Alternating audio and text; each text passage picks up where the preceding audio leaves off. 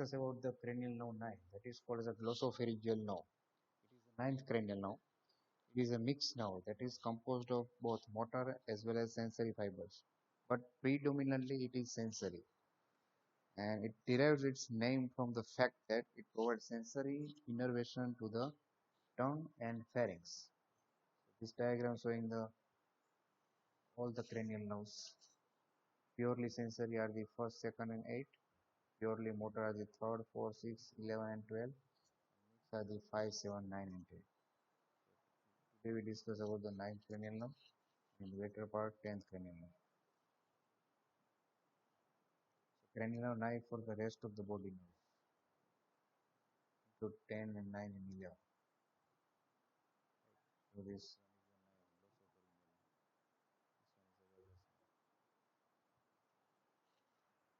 now functional component of and nuclei of the glossopharyngeal nerve. It has 5 functional components. First is the special visceral efferent fiber. They supply the stylopharyngeus muscle and arise from the nucleus ambiguus. This one is the nucleus ambiguus present in the medulla oblongata.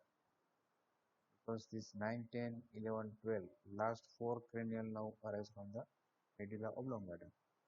So nucleus ambiguus is a motor nucleus or parasympathetic nucleus is present in the throughout the length of the medulla oblongata, and from here the motor fibers for the glossopharyngeal nerve that carries a special visceral efferent fiber passes via in this way. Then general visceral efferent fiber, they supply the secretomotor fibers to the parotid gland, and they are the preganglionic parasympathetic fiber arise from the inferior salivatory nucleus, right? Inferior salivatory nucleus. They are present here near to this that carries the general visceral efferent fiber. Then special visceral afferent fiber. They carry the taste sensation from the posterior one-third of the tongue. Posterior one-third of the tongue. That is carried via the glossopharyngeal nerve, including vellet papilla. They finally terminate in the nucleus of the tractus solitarius. This one is the nucleus of the tractus solitarius. Here these fiber are released. And fourth component is the general visceral afferent fiber. They carry the general sensation of the pain, touch, and temperature from the mucous membrane of the pharynx, posterior one-third of the tongue, soft palate, tonsil. Terminate finally in the dorsal nucleus of the vagus nerve. Vagus nerve. In fifth component, that is the general somatic afferent fiber. They carry the proprioceptive sensation from the external part of the concha or ear. So from the stylopharyngeus as well as skin of the auricle, these sensations are carried and they terminate within the spinal nucleus and tract of the trigeminal. These are the 5 functional components of the glossopharyngeal. Now, course and relation and branches and distribution of the glossopharyngeal. First of all, the glossopharyngeal nerve arises from the upper part of the lateral aspect of the medulla oblongata between olive and inferior cerebellar peduncle by the 3 or 4 rootlets. Now, these rootlets unite and form the single trunk, which runs forward and laterally to leave the cranial cavity by passing through the intermediate compartment of the jugular foramen. So, this is the jugular foramen enclosed in a separate sheath of the dura mater. So, accessory nerve and vagus nerve having a common compartment, glossopharyngeal nerve having a separate sheath of the dura mater passes through the intermediate compartment of the jugular foramen. These diagrams showing the functional component of the glossopharyngeal nerve.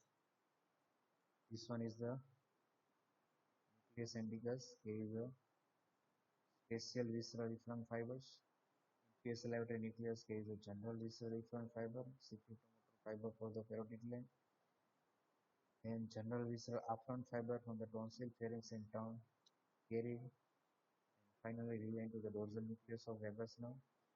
Facial visceral afferent, that is taste sensation fibers, are finally relaying to the gustatory nucleus, the nucleus of tractus solitarius, and general somatic afferent fiber from the ear, external ear, finally relaying to the spinal nucleus of the trigeminal nerve.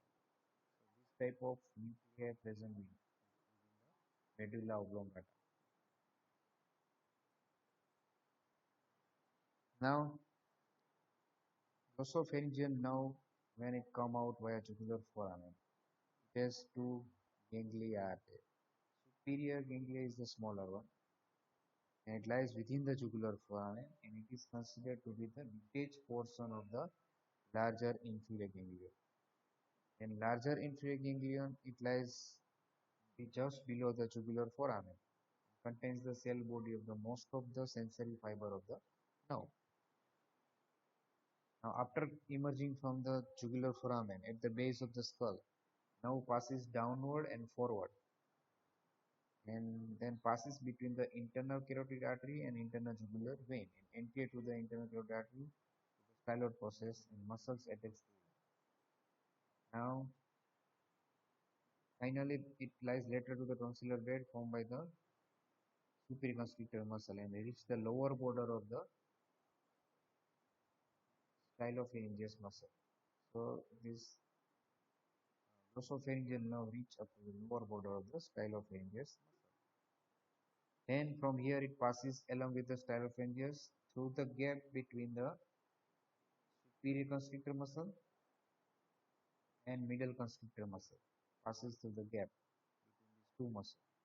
Then it goes forward along the lateral aspect of the stylopharyngeus muscle, supply it, then passes deep to the stylohyoid ligament. This is the stylohyoid ligament, and also the hyoglossus muscle, posterior edge of the hyoglossus muscle.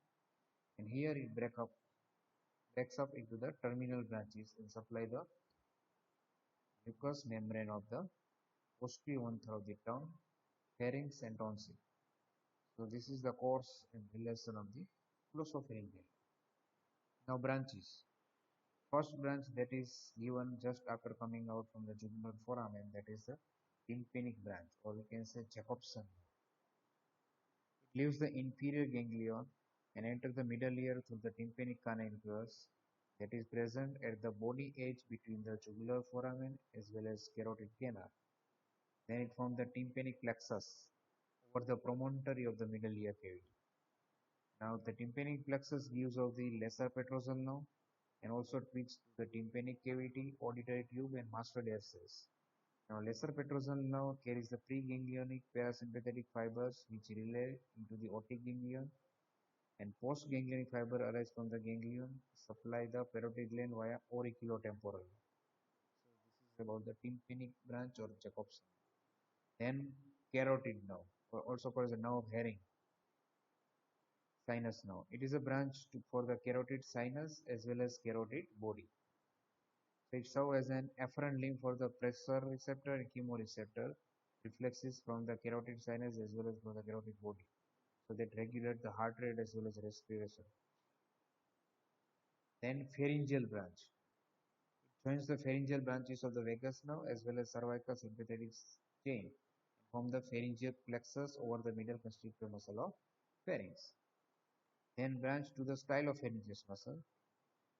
When it reach the lower border of the stylopharyngeus muscle, wind around it and supply this muscle. So it is the only motor branch of the glossopharyngeal. That is the branch for the stylopharyngeus muscle. Now tonsillar branches. They supply the mucous membrane of the tonsils, then this fauces as well as palate, soft palate. So these are the tonsillar branches for the tonsil, soft palate and fauces. And it gives the lingual branches. They supply the posterior one-third of the tongue, including velar papilla, and convey the taste as well as general senses. So this is about the glossopharyngeal nerve.